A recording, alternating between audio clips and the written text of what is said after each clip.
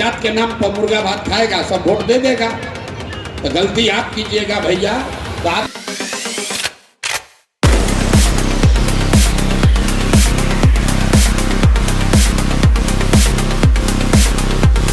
यहाँ पे देखिए आप लोग का शहर में फार्म हाउस होता है, यहाँ पे हम लोग बथान बोलते हैं, एक तरीके का फार्म हाउस है।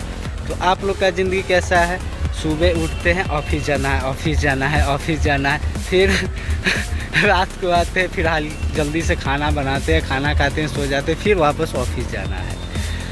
हम लोग साल में कम से कम, भाई फेंकने वाला नहीं हूँ हम लोग, मैं नहीं फेंक सकता आपके सामने, क्योंकि आपको सब कुछ पता है, आप ऑफिस में जॉब करते हैं। साल में कम से कम 3-4 पेड़ तो हम लोग लगाते ही हैं।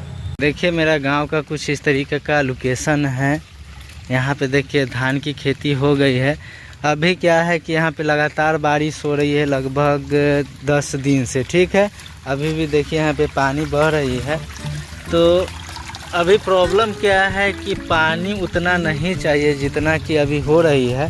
पहले जो कुआं हुआ करता था, जो कि अब भी सब लोग छोड़ दिए थे, लेकिन हम लोग फिर से उस कुएं को रिपेयर करवा रहे हैं, ताकि इस यहाँ पे आके हम लोग स्नान ध्यान करें, जिसको आम भाषा में हम लोग इंडा बोलते हैं, ठीक है, देहाती भाषा में।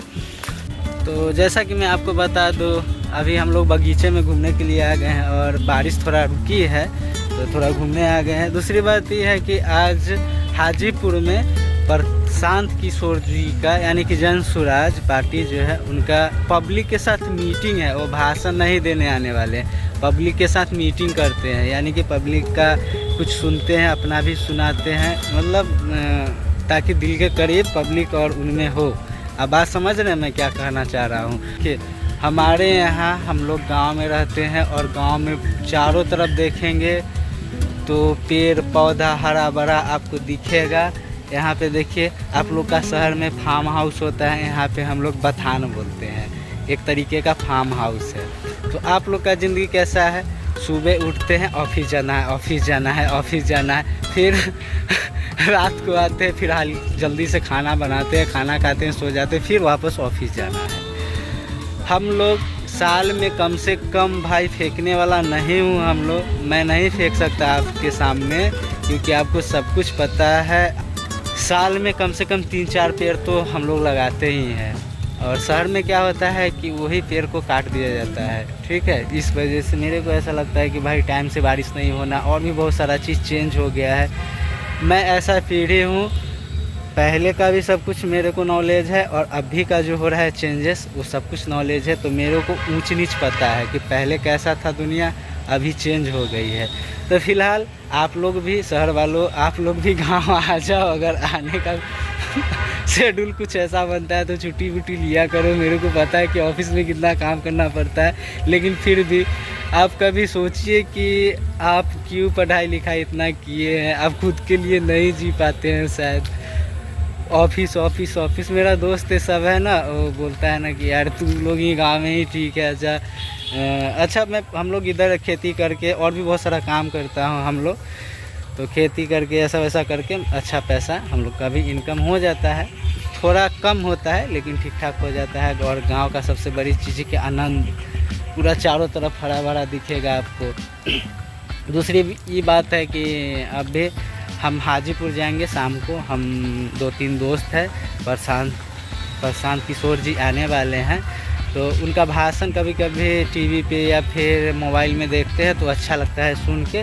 तो आज सामने से हो सकता है कि हम लोग भी क्वेश्चन करेंगे उनसे, उसका आंसर देंगे, क्योंकि कभी भी मैं उनका कहीं देखा हूँ जहाँ कि वो आए हैं, वहाँ वो पर्सनली बोलते नहीं हैं। सबसे पहले पूछते हैं कि भाई आपके मन में क्या डाउट है, हमसे पूछिए, मैं उसका उत्तर देने वाला हूँ। तो ऐसा उनका भाषण होता है, ऐसा उनका मीटिंग होता है। और आप लोग चैनल पे नए हैं तो प्लीज़ सब्सक्राइब कीजिएगा। इस पर आपको भोजपुरी सॉन्ग भी कभी कभी आपको सुनने को मिल जाएगा, और साथ में ब्लॉगिंग चैनल तो है ही, ब्लॉग भी आपको दिखेगा। और वीडियो कैसा लगा ज़रूर बताइए। चैनल पे नए हैं तो प्लीज़ सब्सक्राइब कीजिए। तो चलिए हाजीपुर में मिलते हैं आप लोग से, तब तक के लिए थोड़ा इंतज़ार कर लीजिए, खाना खा लीजिए, मस्त रहिए, स्वस्थ रहिए, और अपने आप पे ध्यान रखिए। पूरे दिन ऑफिस मत करिए।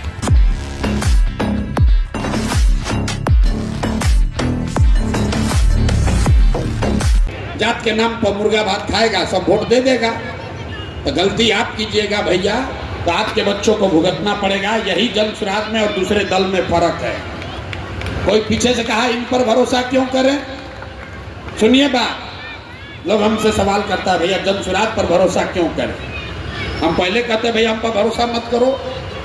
अपने को जो बहुत चालाक समझता है वह कहता देखा ना प्रशांत किशोर का नशा फाड़ देंगे, जाके पूछता है आके सभा में हमसे कि आप पर भरोसा क्यों करें। हम पहले कह रहे हैं मत करो, ये कोई सवाल है? अरे हमको आपको धोखा देना होगा तो हम कहेंगे कि हम आपको धोखा देंगे, इतना बुर्बक हैं। अरे भाई जिसको आपको ठगना होगा वो कभी कहेगा कि हम आपको ठगने वाले हैं? तो पूछता है भैया बताइए आप धोखा नहीं ना दीजिएगा। अगर हमको धोखा देना है तो हम आपको कहेंगे कि हम आपको धोखा देंगे। लेकिन अब सवाल लोग पूछे हैं तो हम आपको इसका जवाब दे देते हैं कि भैया आपको जन सुराज पर भरोसा करना चाहिए कि नहीं करना चाहिए। एक उदाहरण से समझ लीजिए। मान लीजिए आपको चीनी का रोग है, आप डॉक्टर के पास गए, डॉक्टर साहब ने कहा भैया ये रोग ऐसा है, इसका इलाज नहीं संभव है, 2 दवा सुबह शाम खाइए, संयम से रहिए, अब चीनी का रोग ठीक नहीं होगा, संयम से रहना पड़ेगा, चीनी चावल नहीं खाना होगा। अब आप घर पर आ गए, समझ लिए भैया अब चीनी का रोग है तो सुधरेगा नहीं। कोई दोस्त मित्र आपका आया, कहा पटना में इससे बढ़िया डॉक्टर है, चलिए वो ठीक कर सकते हैं। आप पटना जाइएगा, पटना में डॉक्टर साहब ये कहेंगे कि अब एक नई दवा आई है, 2 दवा नहीं खाना पड़ेगा, सुबह में खाइएगा, उसी से काम हो जाएगा, लेकिन रोग ठीक नहीं होगा। संयम तो करना ही पड़ेगा, टहलना पड़ेगा, योगा करना पड़ेगा। अब आप घर पर आ गए, 2-3 साल रहे, आपने ये अपने घर परिवार दोस्त मित्र को बता दिया भैया चीनी का रोग है तो ठीक होगा नहीं, मिठाई उठाई मत हमको खिलाओ। फिर अचानक से कोई आया, बोला भैया दिल्ली में एक नया डॉक्टर आए हैं, वो बता रहे हैं कि चीनी का रोग का इलाज है, आप रिजर्वेशन करा के फ्लाइट लेकर जाइएगा दिल्ली। डॉक्टर साहब से आपने पूछा भैया चीनी के रोग का हमको है, सब लोग कह रहा है इलाज नहीं है, कोई इसका इलाज है क्या? दिल्ली में डॉक्टर ने आपको बताया हाँ इलाज तो है, एक नई दवा आई है, एक नई दवा आई है, तो उसको खाने से चीनी का रोग खत्म हो सकता है। लेकिन अभी नई दवा आई है, ट्रायल है, 50% संभावना है ठीक हो भी सकता है, 50% संभावना है ठीक नहीं भी हो सकता है। अगर आप बहुत समझदार व्यक्ति हैं तो आप डॉक्टर से पूछिएगा अच्छा इसको खाने से कोई नुकसान नहीं ना होगा। तो डॉक्टर साहब ने अगर आपको कह दिया ना नुकसान कुछ नहीं है लेकिन गारंटी नहीं है, 50% संभावना है ठीक हो भी सकता है, 50% संभावना है ठीक नहीं भी हो सकता है। आप में से ज्यादातर लोग इस स्थिति में क्या कहेंगे? चलो भाई 50% संभावना है ना, चलो 2 खा के देखते हैं शायद ठीक हो ही जाए। तो मेरे भाई जन सुराज वही नई दवा है। आई जो पहले का दवा आप खा रहे हैं, जो राजद है, जदयू है, भाजपा है, कांग्रेस है, वो पुरानी दवा है। इसको खा खा के आप देख लिए, आपको मालूम है इससे सुधार नहीं हो सकता है। जन सुराज से सुधार हो भी सकता है, नहीं भी हो सकता है, लेकिन 50% संभावना जरूर है कि सुधार हो सकता है। तो अब आप तय कर लीजिए, जो अपने को बहुत होशियार समझ रहे हैं, कि आपको पुराना एक्सपायर दवा खाना है कि नया दवा ट्राई करना है। तो अगर लालू का दवा खाइएगा कि नीतीश का दवा खाइएगा कि नया जनसुराज वाला दवा खाइएगा? जनसुराज की दवा खाइएगा तो आपको मालूम है कि इसमें एकदम आमूल चूल परिवर्तन हो सकता है। नीतीश कुमार भाजपा के साथ रहिएगा तो एक दवा वाला आपको मालूम है बिजली पानी सड़क रहेगा, लेकिन इससे ज्यादा नहीं बढ़ेगा। और लालू जी वाला खाइएगा दवा तो फिर पुराना वाला अपहरण वाला राज में चले जाइएगा।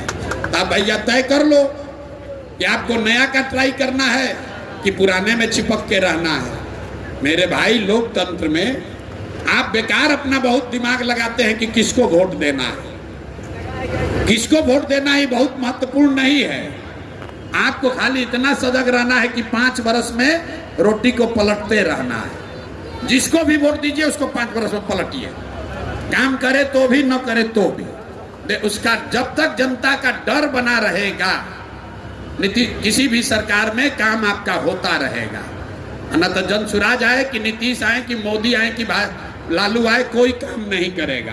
अभी पीछे एक साथी खड़े हो कह रहे हैं कि आप जो भी बात उठा रहे हैं सरकार कर रही है। भाई हमारा तो ना कोई एमएलए है ना एमपी है, हमसे सरकार क्यों डरेगी? अभी हम लोग घर जा रहे हैं क्योंकि दूसरी बात कही जा रही है कि हम लोग मनरेगा को सीधे कृषि से जोड़ देंगे। जो भी किसान अभी धान गेहूं मकई बाजरा की खेती कर रहा है, अगर